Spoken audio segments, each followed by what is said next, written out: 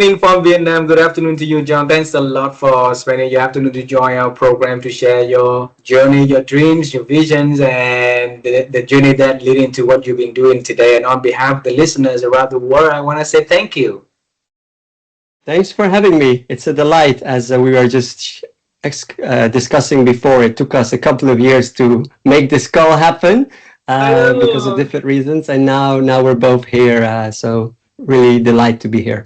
Yeah, and you came to our country 10 years ago, and it's been a huge, a lot of change in Vietnam in the past 10 years. So if you decided to bring your family here, and now you have a new friend, new family, we would love to take you out to show you around, okay?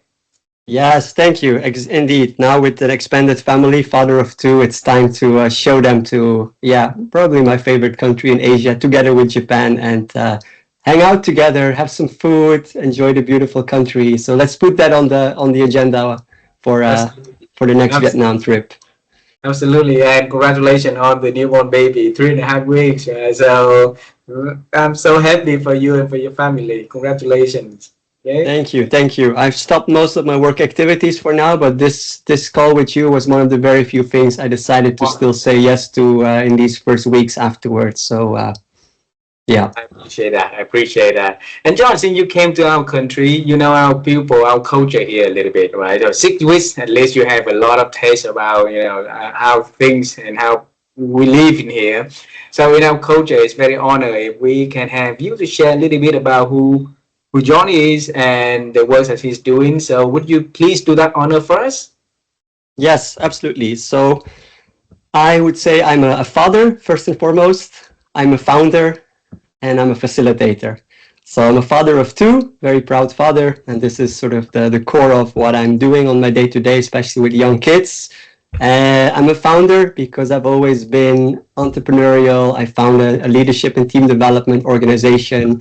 Yeah, that's really designing learning and development experiences that helps leaders and teams develop what AI cannot replicate. So real human wisdom, discernment, critical thinking, authentic presence, vulnerability, the capacity to really attune and connect to a human and to a group of people, and also emotional and somatic intelligence, the capacity to step into the wisdom that we hold inside if we're really centered and aligned to our values rather than just trying to get all the input from the incredible tools that AI offer us, and yet that are not worth as much if we don't sort of combine them with our humanity, right?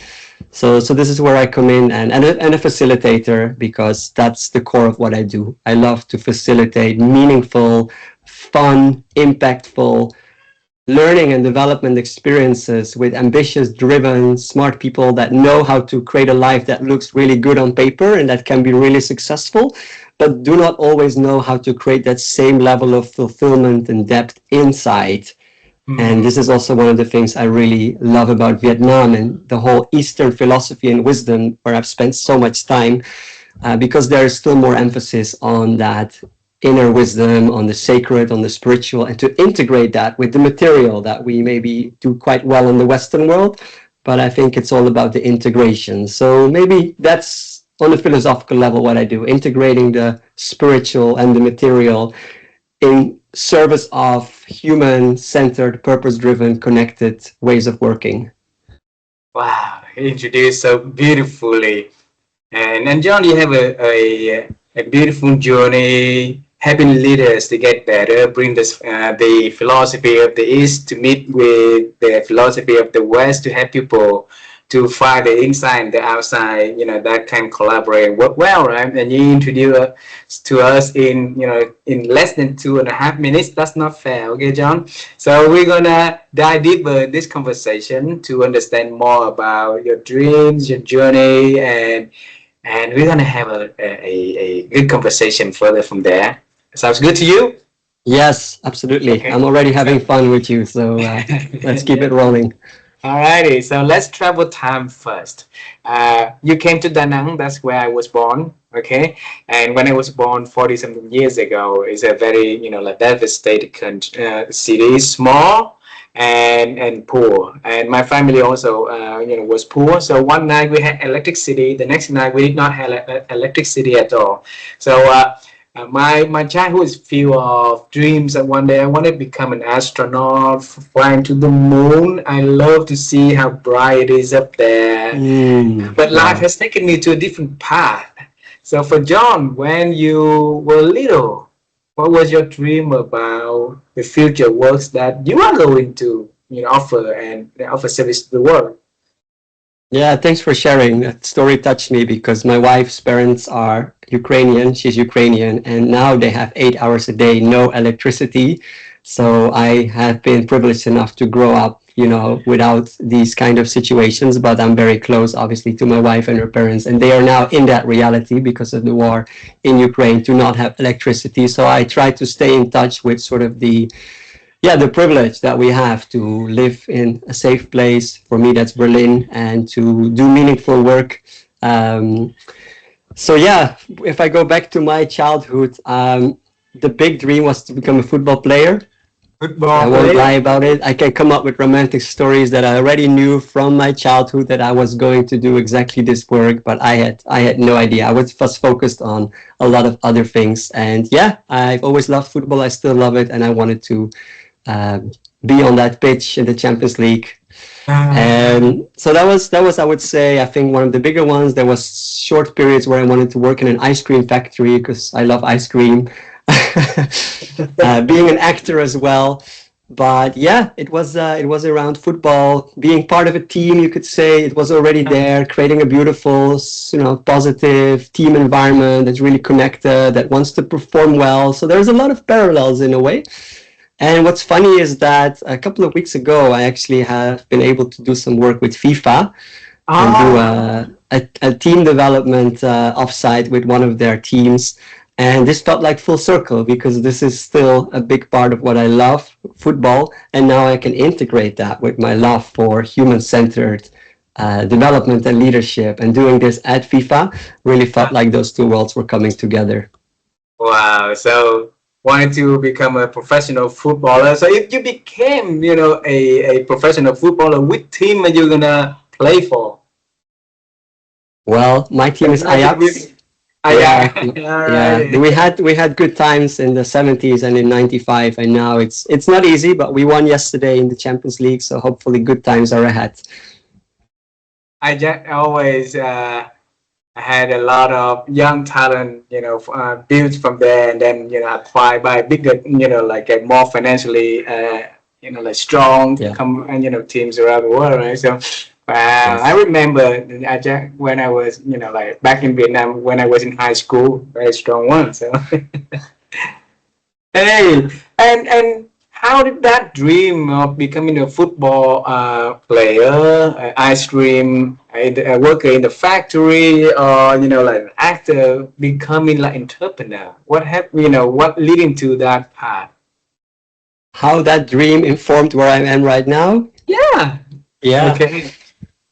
Yeah, I guess this is an interesting question. I haven't looked at it in this way yet, but as I was just speaking, I think being part of a team Right. playing football at the highest level has a lot of things that I'm doing right now. I'm supporting teams and leaders to be a great team that's really human, that's connected, has good agreements, good rituals, lots of psychological safety, but that also still wants to perform at the highest level because I often work with some of the most smart, ambitious people working in top tier organizations like Google, L'Oreal, FIFA, Audible, Amazon, Vinted, Get Your Guide, as well as many startup scale ups. So it is a form of the Champions League in the tech world. Like my background is in tech, so I know that world. I've been at Google as a product analyst. I've been a product leader in the startup scale up world here in Berlin, where I live now for 9 years. So yeah, it's in a way very connected, and I feel that perhaps that was already there, that real deep passion for bringing people together in a meaningful, impactful way and doing really beautiful, ambitious, driven work, getting amazing stuff done, serving the world and others with our gifts and our values.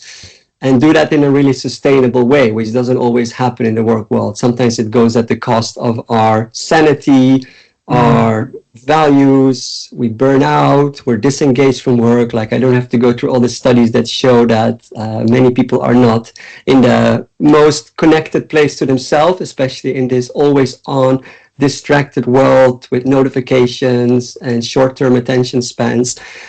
So I think that was a lot there. And maybe the actor piece, I think what I realized is that maybe part of me wants to bring my gifts, and I've done a lot of work over the years to tap into what are my gifts, what wants to come true. I did a lot of work with Ikigai, for example, many silent retreats, lots of meditation, lots of inquiry, lots of coaching.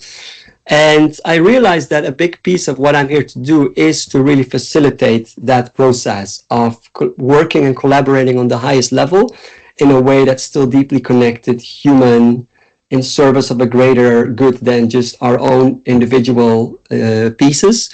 Ah, And yeah, this is, I think, what maybe the whole idea of being an actor is. You are on stage, you are that one that facilitates it, but it's not so much about you. You are in service of creating a fantastic scene, making your fellow actors look good. I do improv theater, and it's a similar thing. You're saying yes and to what's happening. You work with what's given, even though if it's messy and imperfect. So I ah, think these things have already been coming together, and maybe the cherry on the cake, the love for ice cream. I am an Enneagram 7. Maybe you know uh-huh. the Enneagram. The Enneagram 7 loves the good life, and I do try to really integrate my work with having a good life, having space for other things that matter, quality time for my family, for my sports, for my hobbies. So I am trying to integrate, I guess, some of these things that maybe the young John already knew. Already had. Yeah. Alrighty, John. Because this kind of conversations is the way for us to help our audience to see the similarity or some relation, in the way in their path also, and with hope that one day they be able to bring their dream at young age on to integrate it to what they do today, right? And if you look at the works you do.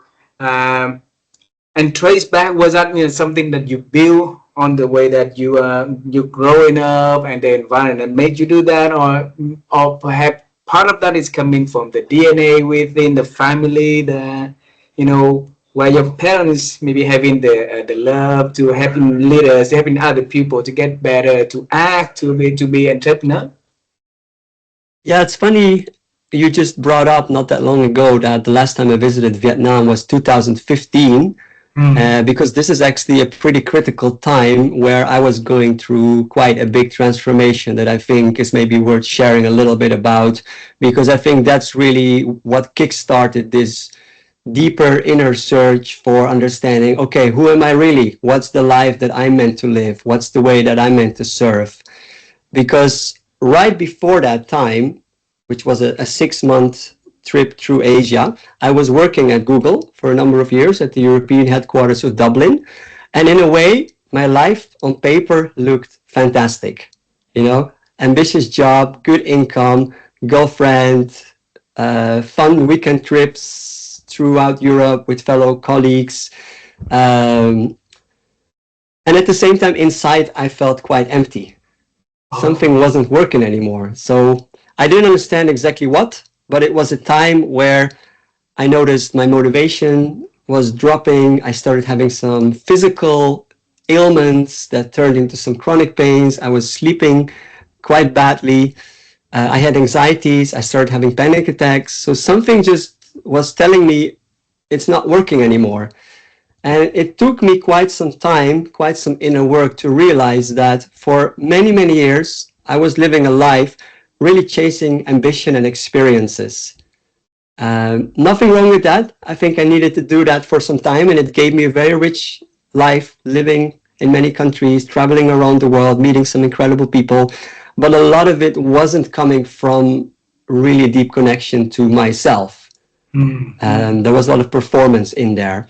So as I realized that I couldn't continue working away, with my ambition, trying to make a career for myself, and just having all these social events because my body wasn't managing any longer. So at that time, at some point, I realized I need to take a stop. I left my job at Google. I brought back my social engagement to the bare minimum, and I booked a one-way ticket to Asia. And I Ah, spent 6 months traveling across 10 different countries in Asia. And a lot of that time was spent by myself in nature, long walks, meditation retreats. And in this time, I started slowly peeling off the layers and connecting more to how much unprocessed, unfelt emotions, things from the past were still stored in my body. mm, There's a beautiful book about that called The Body Keeps the Score from a Dutchman called Bessel van der Kolk. mm, And it was the time for me to start slowly connecting with that, feeling through all of that, and also seeing how busy and noisy my mind was. It was not centered, it was not present. So I think that was the first step, realizing that, wow, I need to really find deeper levels of focus, of presence, of attention, and then bring that into the body and then start listening and learning to my intuitive wisdom about mm, what are my values really? What is the life I'm meant to live? Where am I out of alignment with my values? How can I stay true to what's next for me? And mm, that was set me on the path of, as I said, lots of mindfulness practice, meditation, embodiment work, from yoga to different contact improvisation, other forms of healing. There was a lot of work to be done that eventually realized or helped me realize that I need to slow down my pace of living. I need to not focus so much on just career and ambition and experience, but actually start trusting to my deeper intuition, my emotional, my somatic intelligence, and mm, let that start guiding me. And that's really been the core of what has helped me step by step move closer to a life that feels deeply fulfilling, to relationships that feel way more connected and real, to work that feels deeply aligned with what I can offer and how I can serve. And mm. that's not a one-way trick. The hard work needs to be done, but Yeah.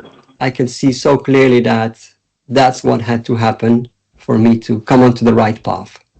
Wow. John, I'm thankful that you brought this up because now we know more about the transformative journey that you had. You will have to go through the certain part of your life in order for you to realize what's important and how to make the reinvention, right?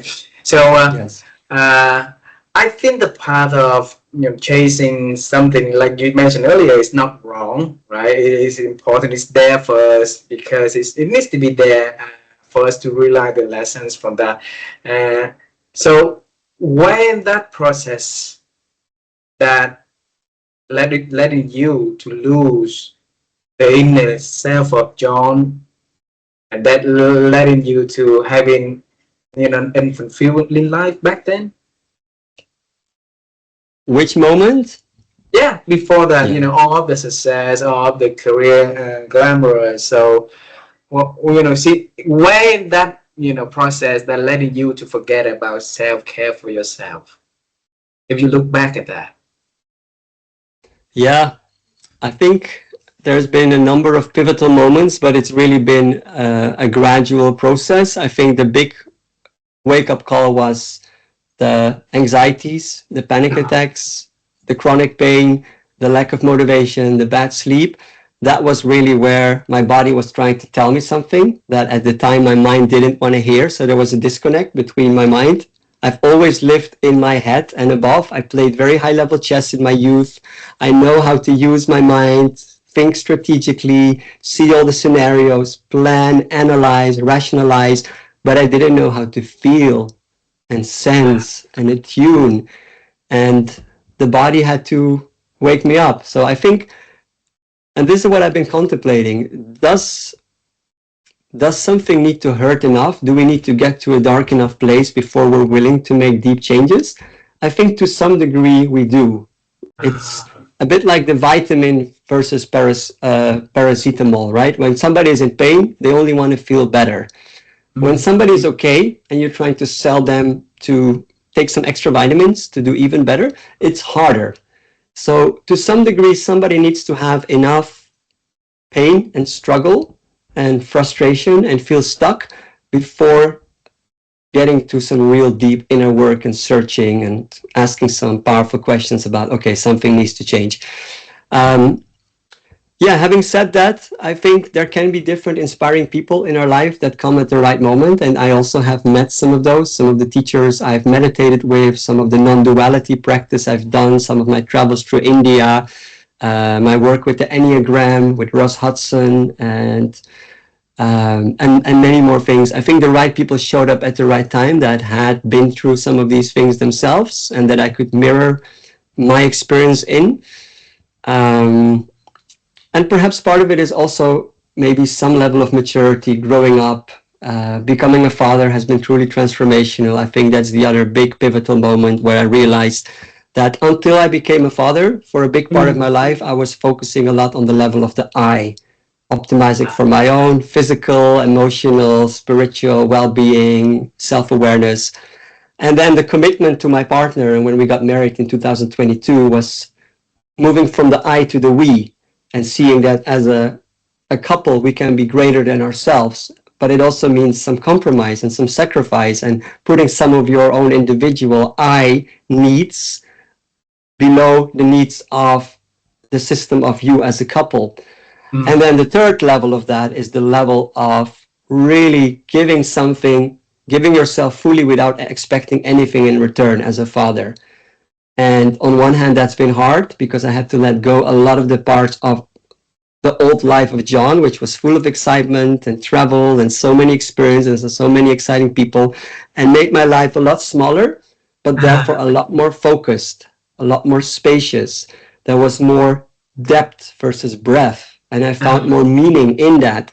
And I also started realizing that the deeper long-term meaning and fulfillment and satisfaction comes from fully devoting yourself to meaningful causes and to sacrifice some of the other things that maybe provide short-term pleasure. And this is what fatherhood taught me, that being needed, being in service, guiding the little ones into a good life, and sacrificing sleep and a lot of your own needs for some time eventually is what I think a lot of us want on a deeper level. And I think I'm still learning every day, but that's been another pivotal moment, I would say. Wow. I'll bring you to 10 years ago. I think I noted down here when you said you stop and reduce your life standard to the bare minimum. I think that's a preparation for you, into the next, to becoming the new you. And after that, all of the newness that you put into your life, having a new family, become a father, become a, like having more responsibility, it's just something that you already prepare and get, to the next level of the game, right? So, and a lot of people are not able to make that stop and reduce their life into the bare minimum because they got so used to the past, to the living standard, to the comfortability of life has been given to them. So bring us to the practice that you've been doing and control your thinking so that you can shrink it, move into the practice of traveling the world for months to reinventing that John. Mm-hmm. Yeah, absolutely. I think we are so surrounded by constant stimuli with our devices around the corner, emails, notifications, the news, the geopolitical situation. So the amount of input that we get is more than what we can handle, and there's no more space. So our minds are constantly running on treadmills, and therefore we live most of our life on autopilot instead of being aware. There's actual studies that I often include in my leadership and team development. For example, one study from the Mindful Leadership Institute that shows that 47% of the time we spend mind wandering. So almost half of the time every day we are not in charge of where our attention goes. So how can we effectively, proactively live our life and spend our days and give time to what matters most when half of the time our attention is hijacked by all these other stimuli and distractions? So indeed, as you said, a big part of the work that I've done and that I try to support others in, and still in fact continue doing every day, especially now with young kids, it's an ongoing effort to stay centered, to stay present, and to not fall into my old patterns, is learning to train our attention and to move more and more of that space that we are on autopilot into awareness. Awareness is the start of everything else. From a higher awareness, we can then design our day, design our time, choose our priorities.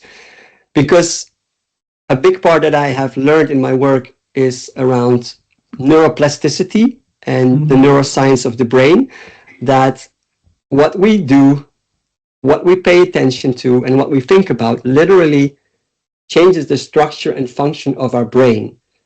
So the old habits, the old patterns, the old scripts, they just keep running the show because that's, as you said, what people have been doing for many years. And that's what happens on autopilot. So if we want to replace some of those unhelpful old patterns and scripts, we need to slowly start little by little changing our habits and changing what we focus on, changing what we do, changing what we think about. And then little by little, those less used brain areas get stronger and stronger and wired together. And that's how people shift into new habits.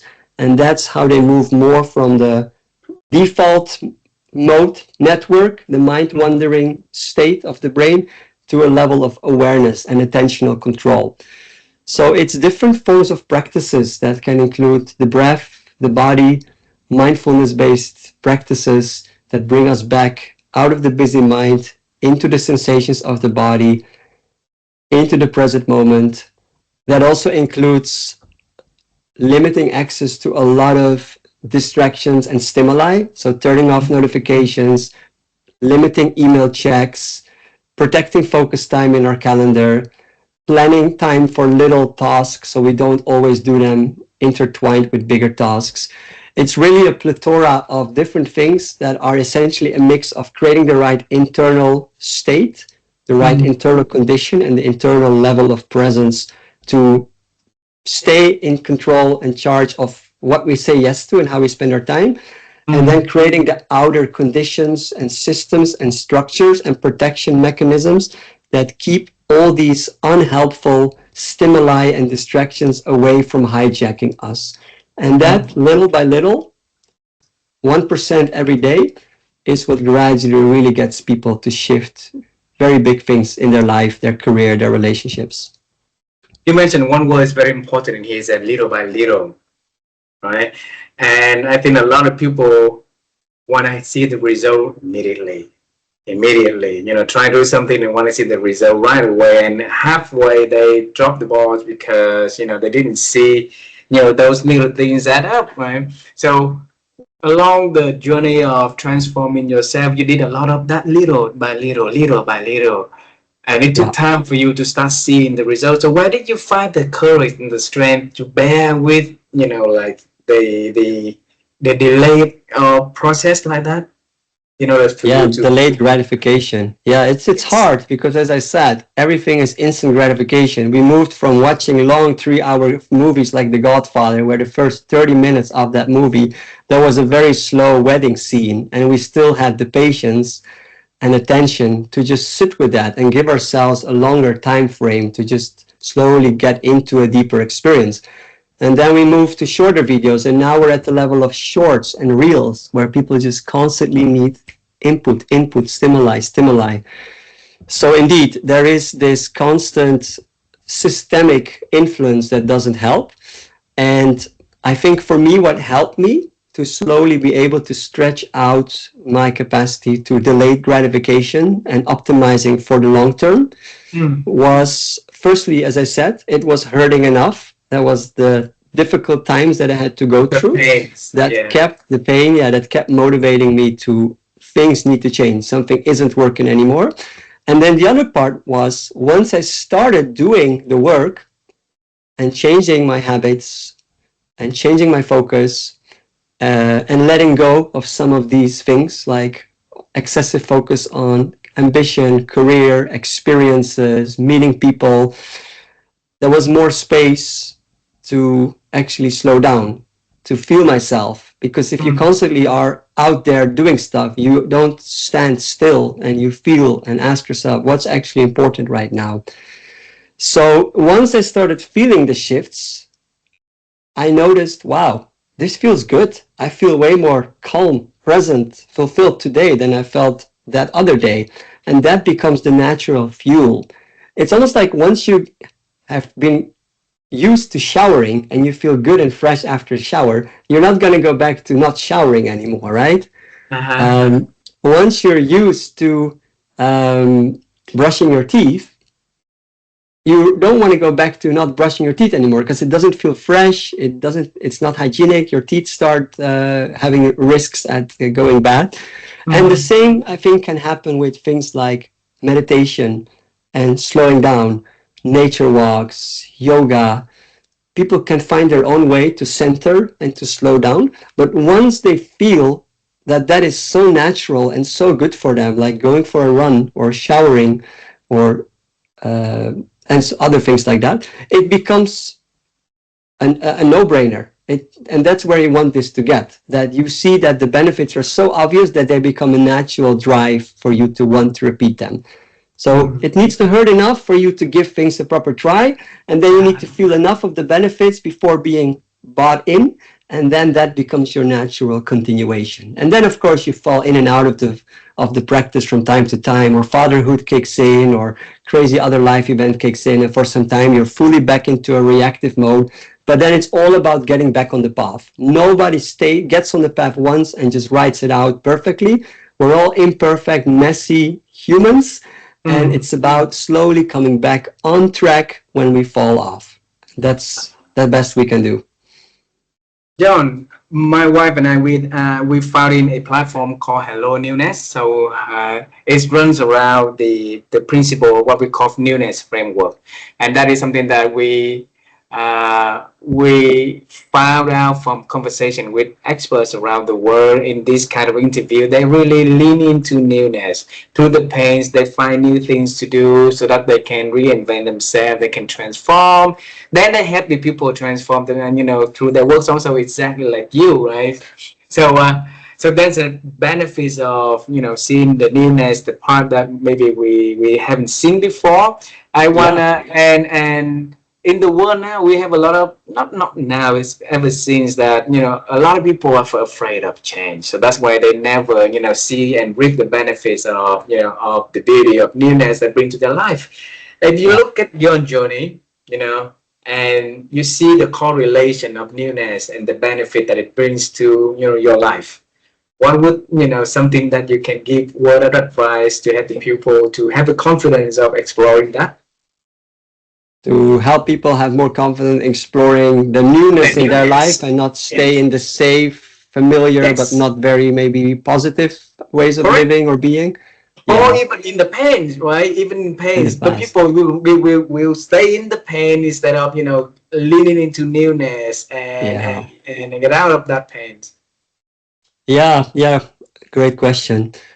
I would say, on one hand, it's acknowledging and honoring that change is difficult for people. Change to the brain literally is perceived as physical pain.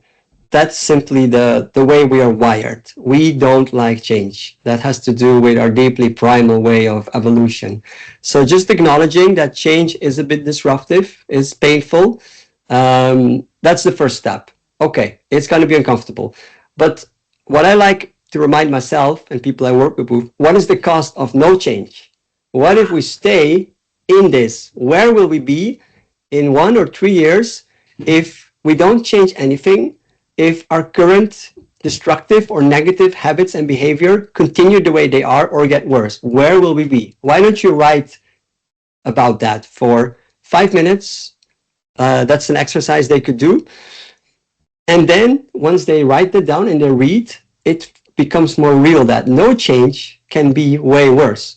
So that's the first step, confronting ourselves with the cost of no change and acknowledging that change will hurt. And then from that place, hopefully we are better positioned to say, okay, let's try out change. And one beautiful exercise that is called self-offering, where we do the same Self-offer. self-offering. We do the same exercise, but instead of going to ask ourselves, what if nothing changes or things get worse? What if in 3 or 5 years from now, everything went well?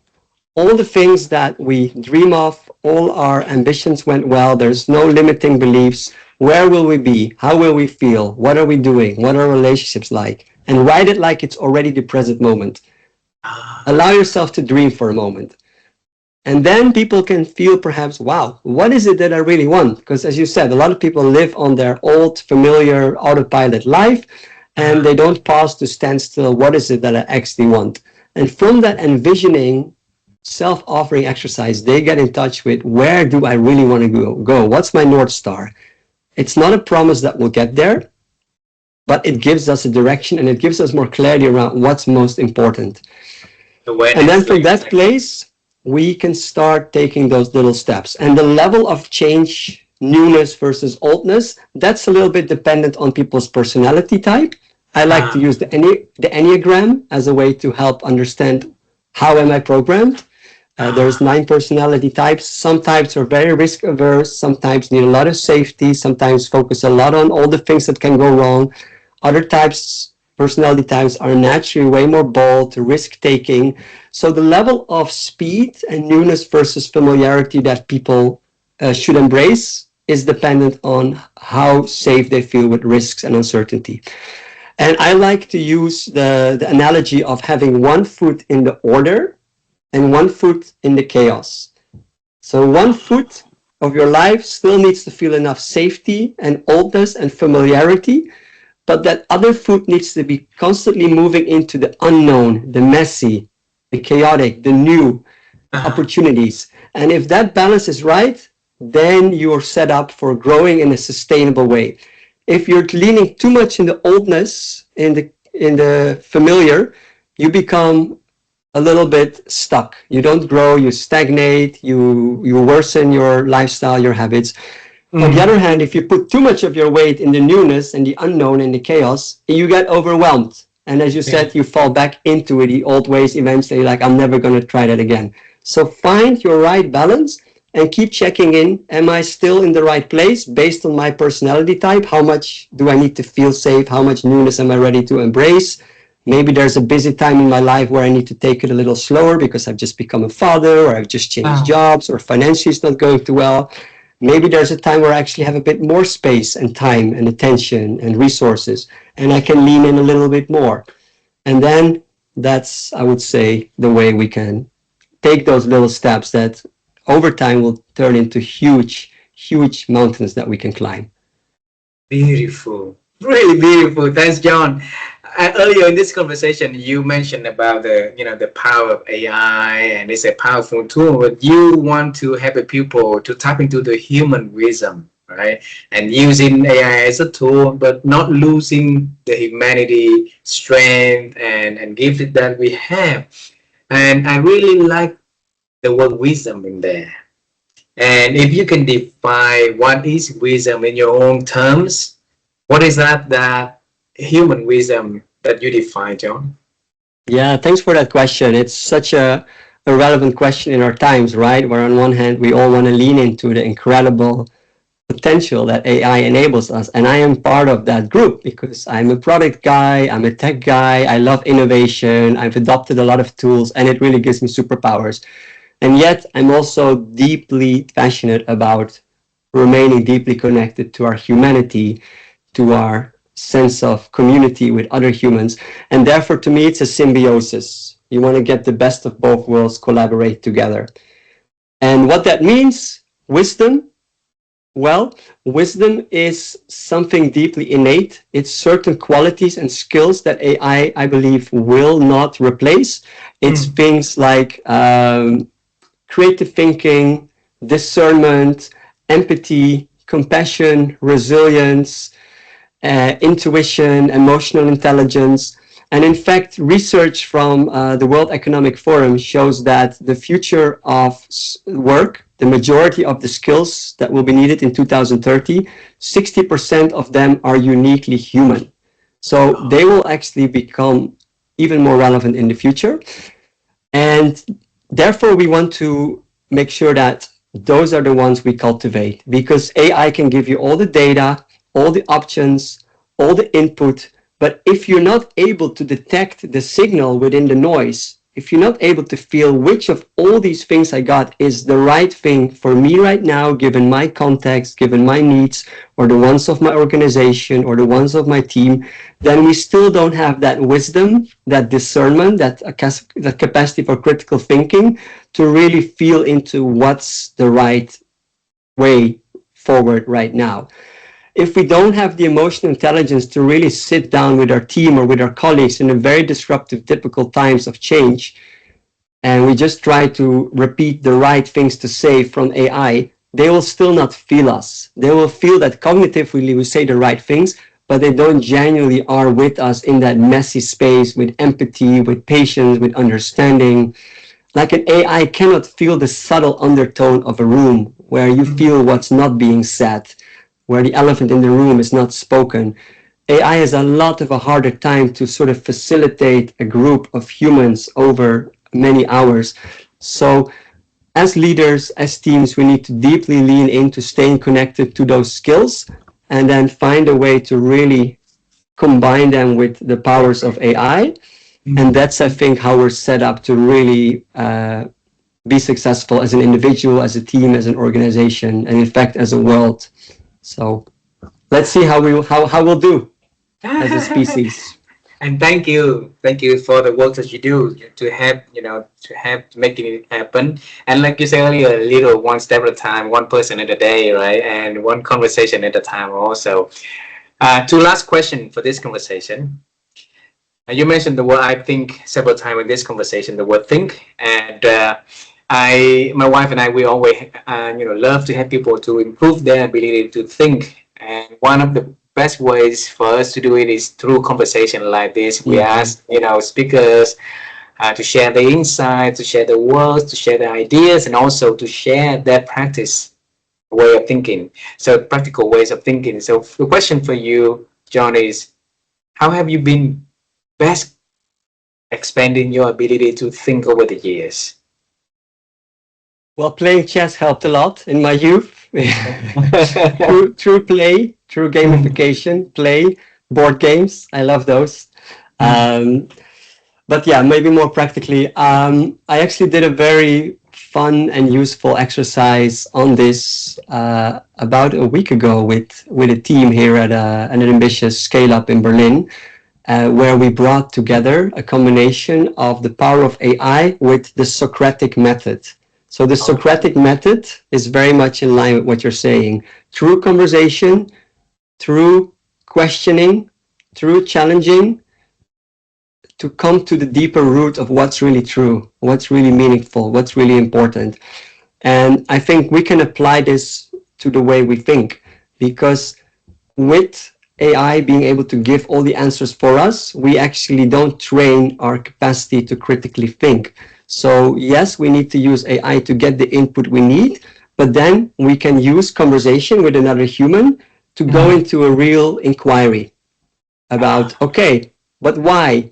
And have you thought about this? And what are the trade-offs? What are the options? Is there any need of support that can help you with this? Have you tried this? And in fact, you can train your AI through a custom GPT to become that Socratic thought partner. So some of that thinking that you can do with other humans can now also be uploaded to AI. And you tell it to be a Socratic coach. You tell it to challenge you. You tell it to basically go deeper, to ask you why, to think about, to help you think about things you haven't thought about. And with every challenge, with every situation, with every project where you're stuck or you need some next steps to be clearer, you can sit down, indeed, with conversation with a teammate and sort of like be in that space of inquiry and curiosity and openness that also taps into the subconscious mind and the intuition. Or you can do that through writing with AI, because writing slows us down. If you want to teach people to think, teach them how to write, is what I've heard. And I totally feel this, because writing means you have to slow down. You just choose the most important things that you actually put on paper. You distill the few things from the busy, noisy, analyzing mind into what's really coming on paper. and you use inquiry and questioning to challenge you and to go a couple of level deeper. And this is the way you stimulate your thinking rather than outsource it to AI. And I would say that's a fun experiment people can try out for themselves and see how it can help them think critically, effectively, and help them move forward on the things that matter most to them. All right. Wonderful. Thank you. Last question. And this time we travel time to when you were little. And I want to carry your old hit with you. Okay. So your oldest is 3 years old, right? My older is just over 2 years. My younger is 3.5 weeks. Yeah. Okay. So assuming that one is 7, one is 5, okay, and you're gonna bring them with us to meet you when you're 7, okay, and you're gonna talk to the 3 of them about some piece of advice you want them to remember about this life, about living, about working, about friendship, about anything, but only in a minute, in 60 seconds. So what would that John will tell, the John at 7 years old and your 2 kids? Wow, what a question! In a minute.